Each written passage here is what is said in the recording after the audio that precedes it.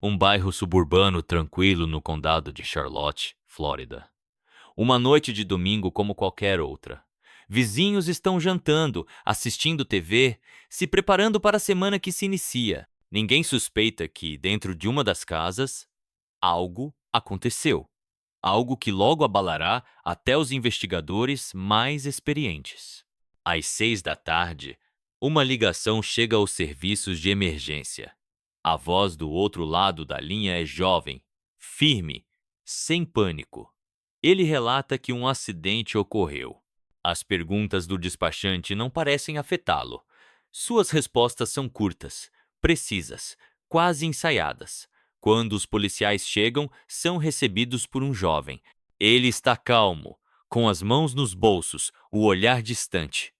Dentro da casa, eles encontram uma cena profundamente perturbadora. Logo, os detetives começarão a reconstruir os eventos do dia, procurando inconsistências em seu relato e investigando o passado da família. Eles suspeitam que este caso é apenas a ponta do iceberg, que a história começou muito antes daquela noite, e que o passado já havia deixado para trás alguém sobre quem ninguém pensou em perguntar. A família Griffith parecia uma família americana de classe média comum. Eles moravam em Tulsa, Oklahoma, uma cidade conhecida por sua atmosfera tranquila e valores familiares sólidos. Mas, sob a superfície, havia uma tensão oculta, uma que acabaria levando a uma trágica cadeia de eventos. Charles Griffith nasceu em 12 de setembro de 1980 em Tulsa. Ele cresceu em uma família abastada, onde a disciplina rígida era uma forma de vida. Seu pai serviu nas Forças Armadas e sua mãe era professora do ensino fundamental.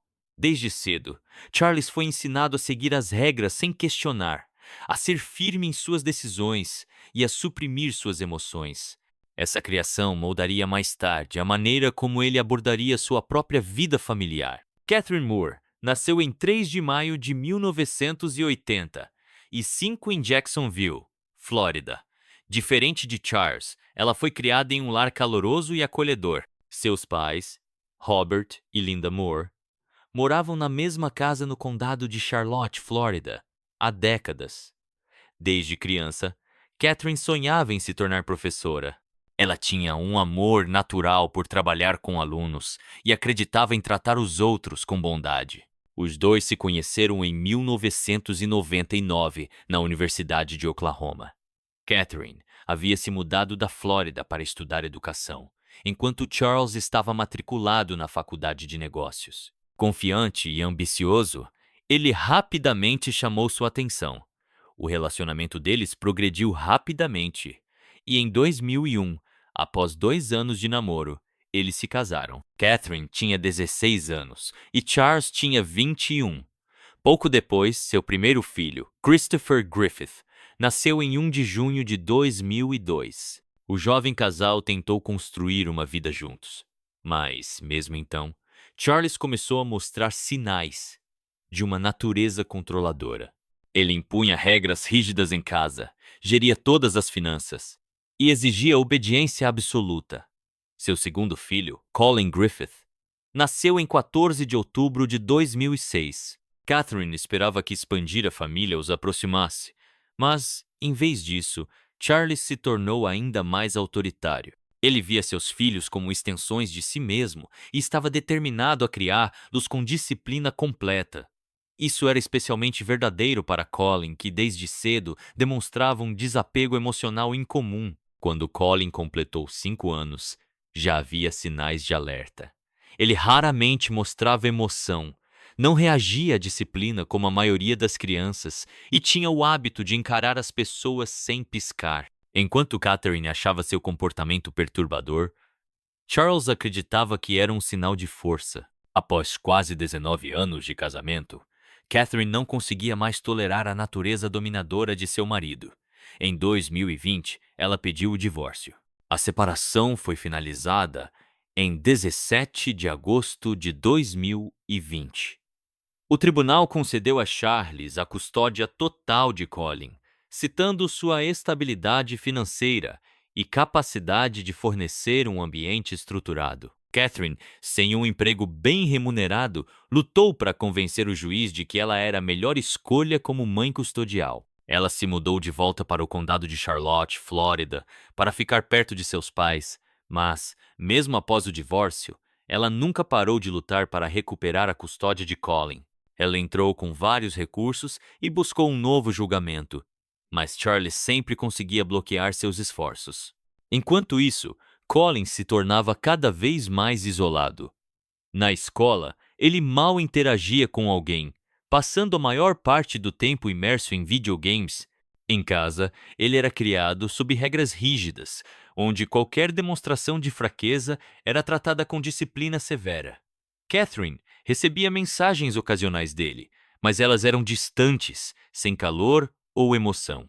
Então, em 2023, 3 anos após o divórcio, ela recebeu uma ligação que mudou tudo. Charles Griffith havia sido encontrado morto e Colin havia sido levado sob custódia como suspeito. O que se seguiu enviaria ondas de choque pelo condado de Charlotte, Flórida, gerando intenso debate público e escrutínio. Em 14 de fevereiro de 2023, os serviços de emergência receberam uma ligação de um adolescente que relatou ter atirado em seu pai. Colin Griffith falou com uma voz calma, afirmando que agiu em legítima defesa. Quando o despachante perguntou se era necessário assistência médica, ele simplesmente respondeu que seu pai não estava mais vivo. Quando os policiais chegaram ao local, encontraram Colin, de 15 anos, sentado no sofá. No chão estava o corpo de Charles Griffith, com 2 ferimentos à bala, um no peito e outro na cabeça. A arma estava próxima e apenas as impressões digitais de Colin foram encontradas nela. A vida com seu pai após o divórcio dos pais não havia sido nada fácil. Após receber a custódia total, Charles manteve controle completo sobre a vida de seu filho. Qualquer desobediência era tratada como rebeldia, e as consequências vinham imediatamente. Colin foi criado sob disciplina rígida, onde mostrar emoções era considerado um sinal de fraqueza.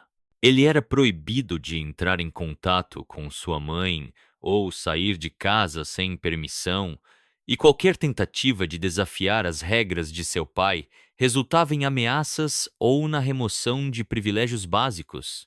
As tensões entre eles vinham crescendo. Charles exigia perfeição, esperando que seu filho seguisse cada regra sem questionar. Qualquer desafio levava a explosões de raiva. O ponto de ruptura veio quando Colin confessou ao pai sua orientação sexual. Charles viu isso como uma afronta pessoal, e a partir daquele momento, seu relacionamento se tornou um campo de batalha constante. Colin se sentia preso, sem saída. Naquele dia, de acordo com Colin, seu pai chegou em casa de mau humor. Uma discussão acalorada começou e rapidamente se tornou física.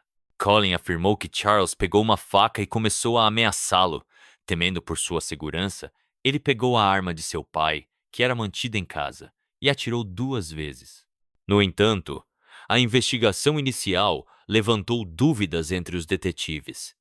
Charles havia sido baleado 2 vezes, uma no peito e outra na cabeça. Isso sugeria que após o primeiro tiro, ele provavelmente ainda estava vivo, mas incapaz de resistir, tornando o segundo tiro uma ação final deliberada. Colin não parecia assustado ou arrependido. Seu comportamento surpreendeu até os investigadores mais experientes. Ele não pediu ajuda, não mostrou sinais de angústia ou pânico. Quando questionado, ele repetiu a mesma versão dos eventos com um tom firme, nunca mudando sua história. Ele não tentou se justificar ou mostrar preocupação com as possíveis consequências. Catherine Griffith recebeu a notícia da morte de seu ex-marido no final da noite de 14 de fevereiro, quando recebeu uma ligação da polícia. A princípio, ela pensou que fosse um erro. Ao ouvir que seu filho havia sido levado sob custódia em conexão com a morte de Charles, ela não conseguia acreditar. Sua reação inicial foi uma mistura de choque e ansiedade, mas logo uma onda de alívio a atingiu. Charles não poderia mais ameaçá-la, controlar Colin ou impedir que eles se reconectassem. Mas aquele momento de alívio logo foi ofuscado pela dura realidade. Seu filho havia tirado uma vida. Os detetives permaneceram incertos sobre a verdade completa, mas não tinham evidências concretas para refutar as alegações de Colin. Ele era a única testemunha do que havia acontecido e não havia provas claras de premeditação. A arma pertencia a Charles. Não havia sinais de luta na casa e Colin não apresentava ferimentos visíveis. Os promotores aceitaram o argumento de legítima defesa e, dentro de semanas, o caso foi encerrado. Colin foi liberado sem acusações. Poucos perceberam que aquele dia era apenas o começo de uma série de eventos, que logo levaria a uma tragédia ainda mais perturbadora. No final de março de 2023, pouco mais de um mês após a morte de seu pai, Colin Griffith se mudou para o condado de Charlotte, Flórida, onde sua mãe, Catherine, morava. Agora que ela tinha a custódia total, ela esperava começar de novo com seu filho, criando um ambiente seguro e estável para ele. Os primeiros meses foram surpreendentemente tranquilos. Colin se matriculou em uma escola local e se inscreveu em cursos de faculdade comunitária, enquanto Catherine fazia tudo o que podia para criar a aparência de uma vida familiar normal. Ela frequentemente postava fotos com ele nas redes sociais, viagens à praia, jantares em família, celebrações de feriados. Amigos nos comentários expressavam seu apoio, felizes por ela finalmente estar reunida com seu filho. Ninguém suspeitava da realidade perturbadora por trás daquelas imagens aparentemente felizes. Colin permaneceu distante, mostrando pouco apego por sua mãe. Ele raramente se envolvia em conversas, nunca expressava gratidão por seus cuidados e passava a maior parte do tempo jogando videogame. Ele não demonstrava interesse real pela escola, e sempre que Catherine tentava envolvê-lo nas responsabilidades domésticas, ele reagia com frustração. A princípio, ela atribuía isso ao estresse dos eventos recentes, mas logo ficou claro que o problema era muito mais profundo.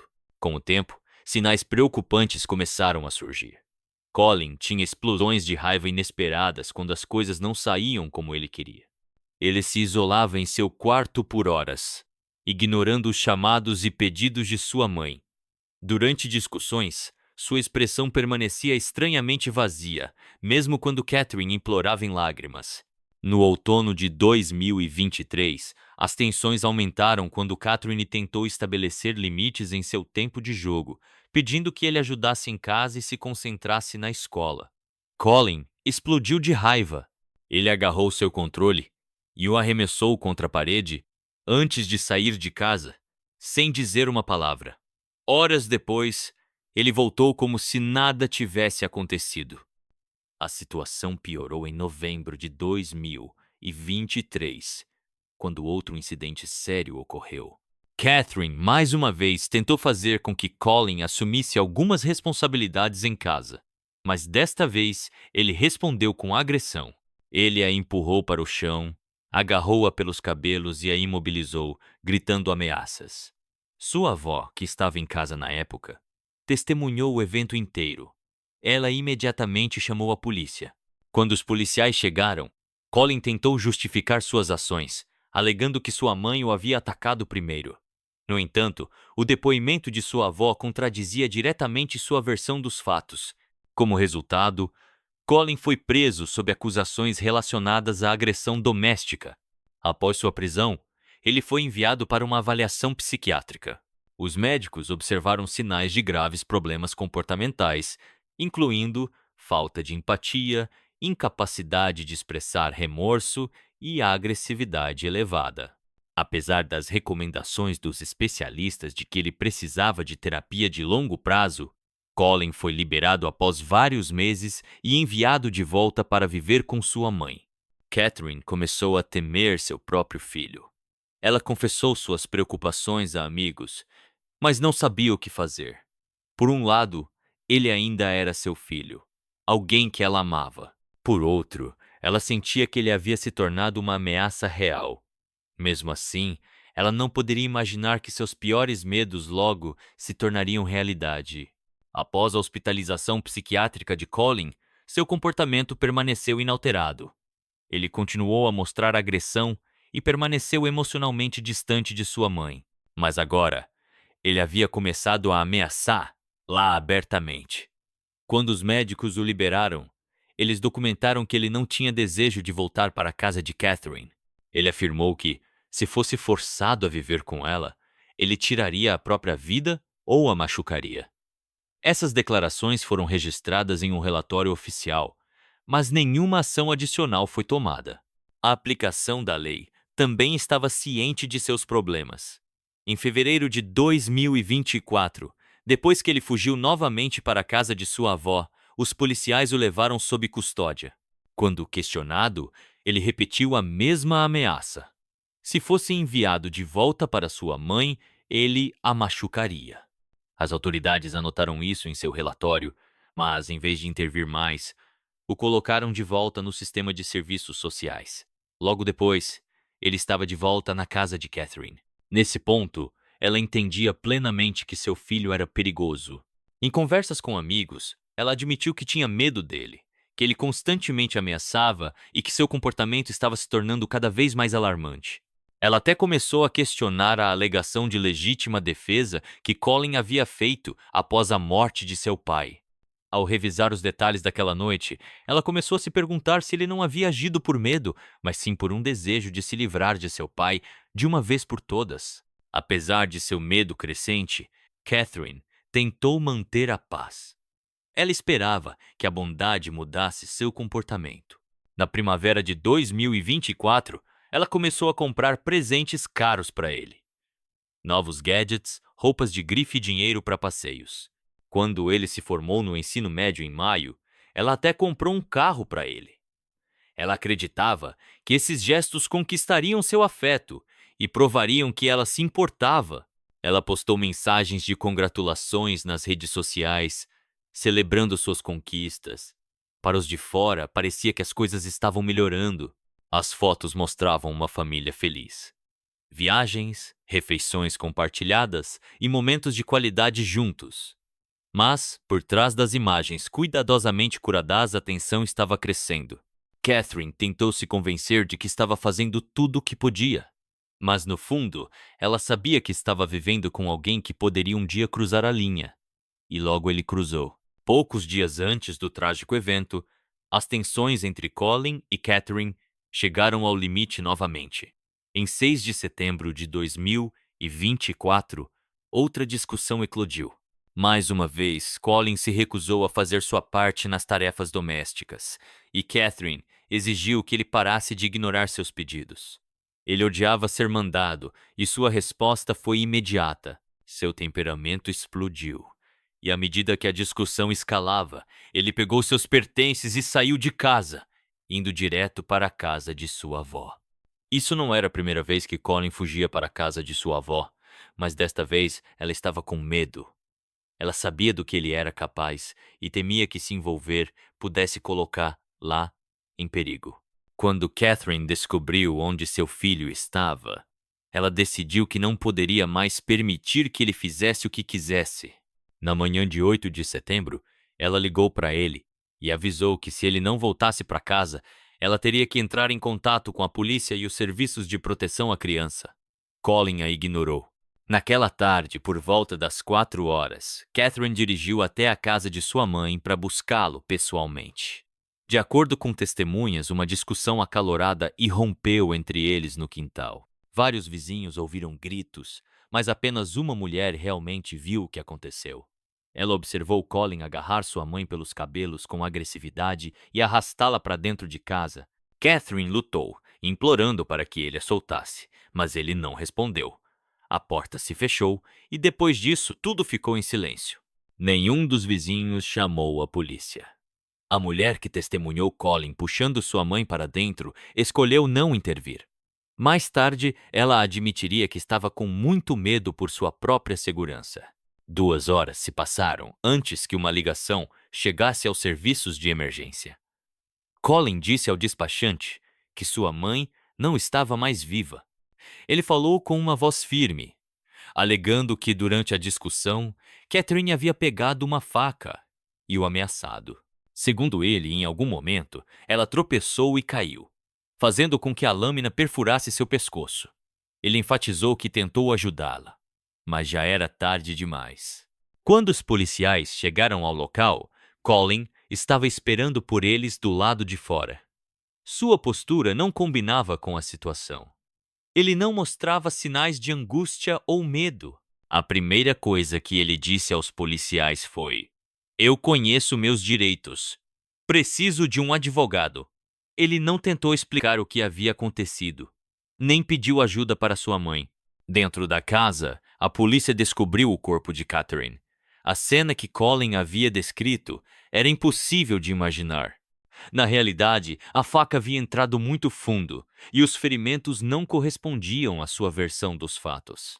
Para os investigadores, rapidamente ficou claro que isso não foi um acidente. Foi um ato intencional. À medida que a unidade de cena do crime começava a processar as evidências, os especialistas forenses documentavam meticulosamente o layout da casa, os padrões de sangue e quaisquer pistas que pudessem confirmar ou contradizer o relato de Colin. A primeira coisa que chamou a atenção dos investigadores foi a completa falta de sinais de luta. Se Catherine realmente tivesse tropeçado e caído sobre a faca, haveria indicações de movimento repentino e caótico. Arranhões no chão, móveis deslocados, padrões de sangue sugerindo movimento, mas não havia nada disso. Seu corpo estava imóvel. O sangue se acumulava em um único local, e a profundidade do ferimento tornava uma queda acidental quase impossível. O médico legista que chegou à cena fez uma avaliação preliminar do corpo e imediatamente notou vários detalhes importantes. A profundidade do ferimento da faca indicava o uso de força significativa.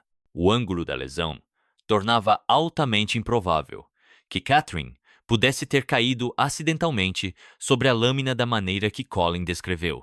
Os especialistas também observaram que suas mãos não tinham cortes defensivos, o tipo normalmente visto quando alguém tenta se proteger.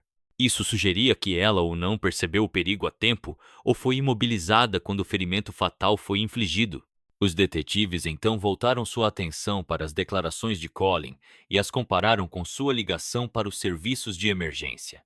Ao revisar cuidadosamente a gravação, um detalhe se destacou. Quando o despachante perguntou se sua mãe precisava de assistência médica, Colin não fez nenhum esforço para verificar se ela ainda poderia ser ajudada. Ele simplesmente disse que ela não estava mais viva. Seu tom distante e falta de urgência levantaram suspeitas imediatas. Catherine tentou se convencer de que estava fazendo tudo o que podia.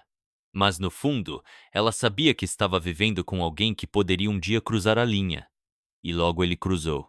Poucos dias antes do trágico evento, as tensões entre Colin e Catherine chegaram ao limite novamente. Em 6 de setembro de 2024, outra discussão eclodiu.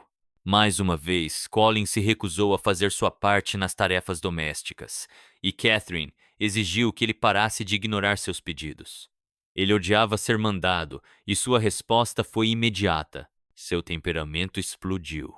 E à medida que a discussão escalava, ele pegou seus pertences e saiu de casa, indo direto para a casa de sua avó. Isso não era a primeira vez que Colin fugia para a casa de sua avó, mas desta vez ela estava com medo. Ela sabia do que ele era capaz e temia que se envolver pudesse colocar lá em perigo. Quando Catherine descobriu onde seu filho estava, ela decidiu que não poderia mais permitir que ele fizesse o que quisesse.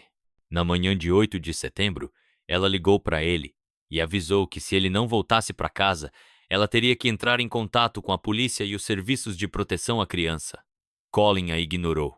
Naquela tarde, por volta das 4 horas, Catherine dirigiu até a casa de sua mãe para buscá-lo pessoalmente. De acordo com testemunhas, uma discussão acalorada irrompeu entre eles no quintal. Vários vizinhos ouviram gritos, mas apenas uma mulher realmente viu o que aconteceu. Ela observou Colin agarrar sua mãe pelos cabelos com agressividade e arrastá-la para dentro de casa. Catherine lutou, implorando para que ele a soltasse, mas ele não respondeu. A porta se fechou e depois disso tudo ficou em silêncio. Nenhum dos vizinhos chamou a polícia. A mulher que testemunhou Colin puxando sua mãe para dentro escolheu não intervir. Mais tarde, ela admitiria que estava com muito medo por sua própria segurança.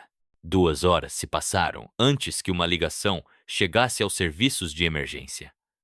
Colin disse ao despachante que sua mãe não estava mais viva. Ele falou com uma voz firme, alegando que durante a discussão, Catherine havia pegado uma faca e o ameaçado.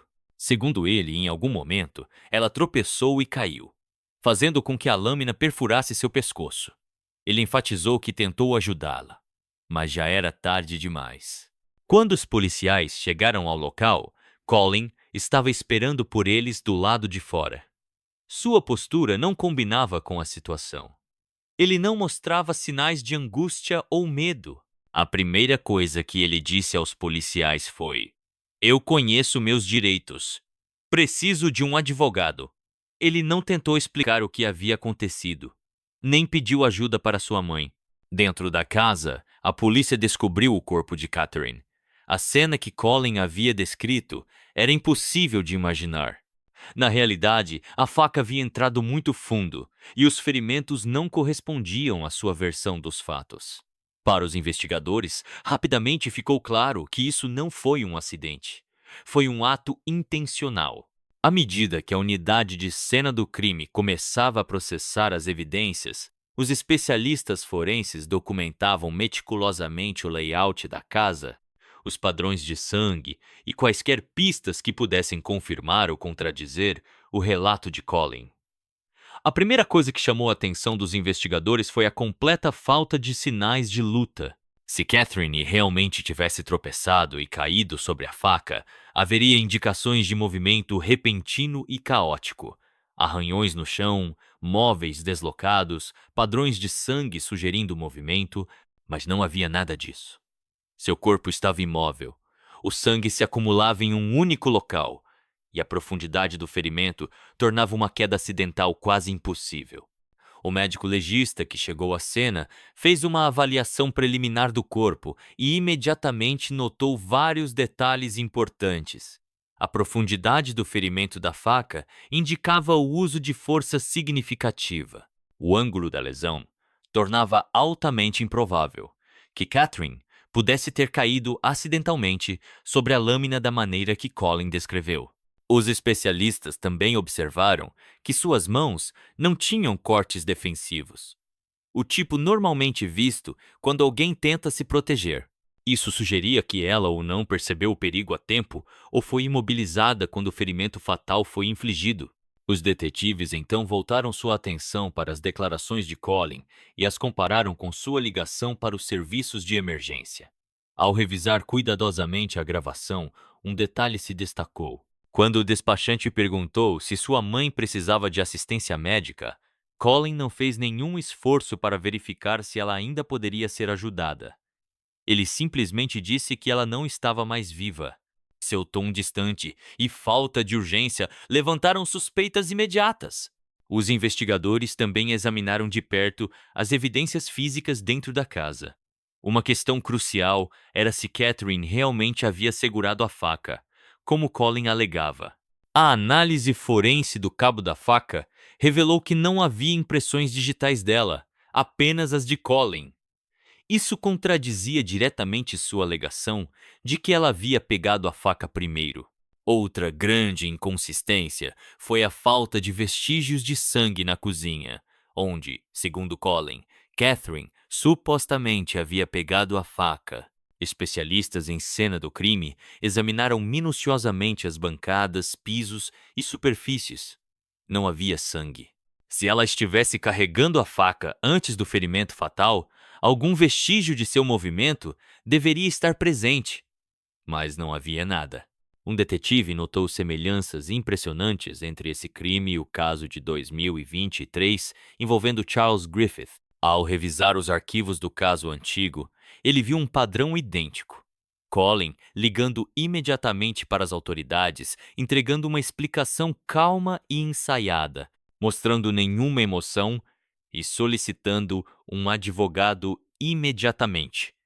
2 crimes separados, mas o mesmo comportamento. Preocupados com essas descobertas, os investigadores solicitaram uma avaliação psicológica adicional de Colin. Eles também revisaram os registros de sua hospitalização psiquiátrica anterior. Foi revelado que, um ano antes da morte de sua mãe, ele havia dito explicitamente aos médicos que machucaria ela, ou a si mesmo. Agora, essas declarações haviam se tornado uma previsão assustadora do que estava por vir. Os detetives também revisaram os depoimentos das testemunhas. Um vizinho havia visto Colin arrastar sua mãe para dentro de casa com força, enquanto outro ouvira gritos, mas não os relatara. Agora que o caso havia escalado para um homicídio, esses detalhes se tornaram peças críticas de evidência. Seus depoimentos contradiziam diretamente a alegação de Colin, de que o incidente havia sido um acidente. Uma descoberta crucial veio quando os investigadores analisaram o telefone de Colin.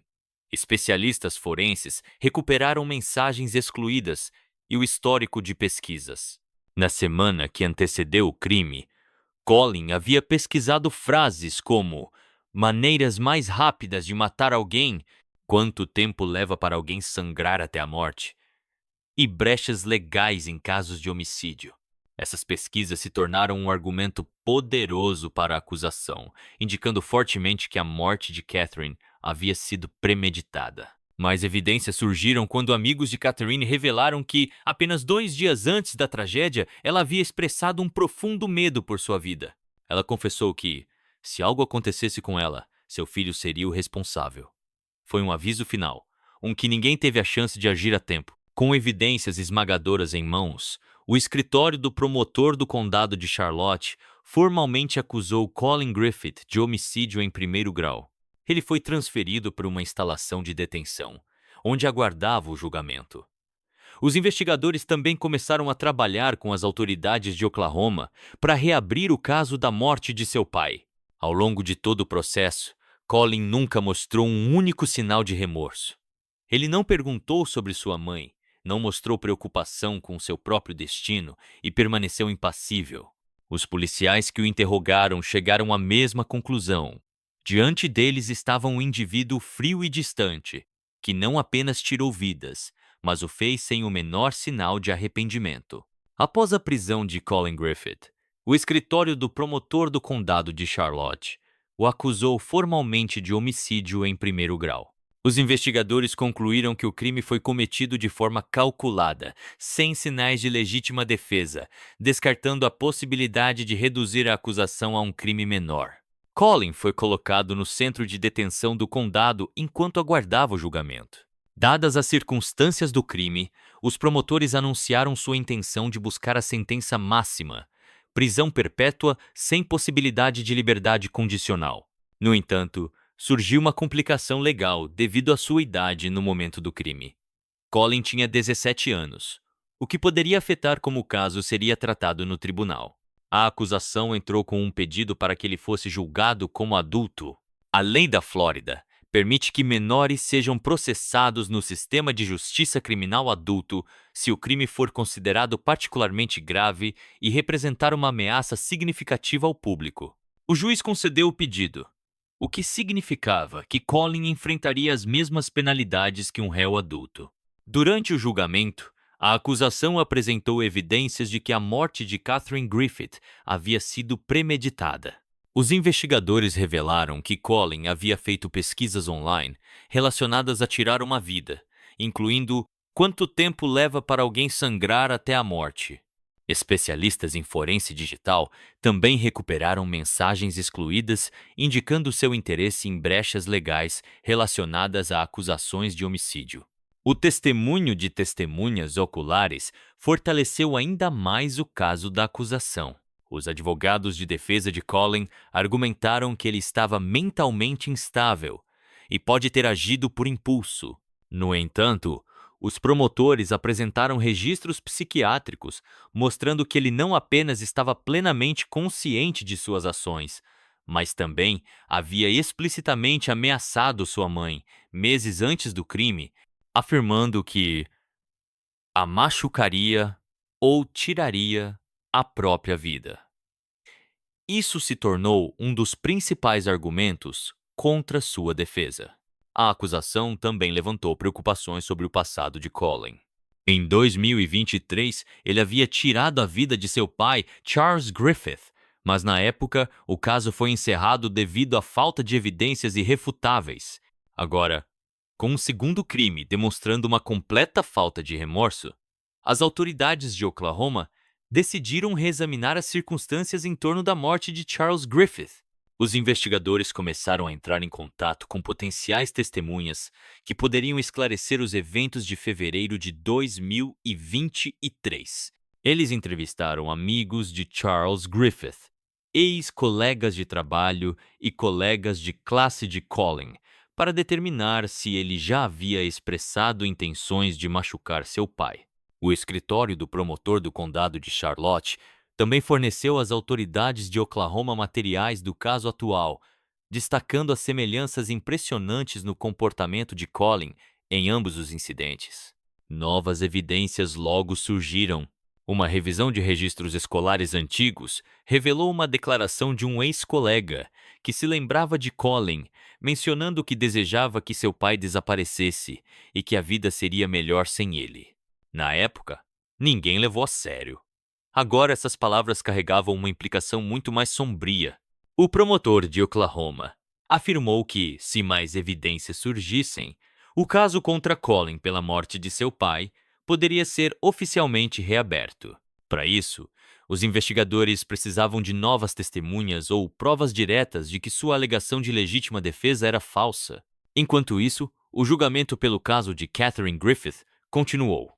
Os promotores permaneceram firmes em sua busca por prisão perpétua sem liberdade condicional, enfatizando que Colin não havia mostrado remorso, nunca expressou arrependimento e manteve uma postura assustadoramente fria desde sua prisão. Como em seu primeiro caso, Colin não demonstrou emoção, nem no tribunal nem durante os interrogatórios. Seu comportamento ecoava a maneira como ele falou sobre a morte de seu pai em 2023. Com a mesma calma e distância com que agora discutia a morte de sua mãe. Isso apenas reforçou o argumento da acusação. O veredito final no caso de Catherine Griffith ainda não foi divulgado. No entanto, a questão crucial permanece. Os investigadores de Oklahoma encontrarão evidências suficientes para acusar Colin no caso de seu pai também? Se o fizerem, ele poderá enfrentar sentenças adicionais, garantindo ainda mais que ele nunca terá uma chance de liberdade. Independentemente do resultado, uma coisa é certa: Colin Griffith não vai andar livre novamente.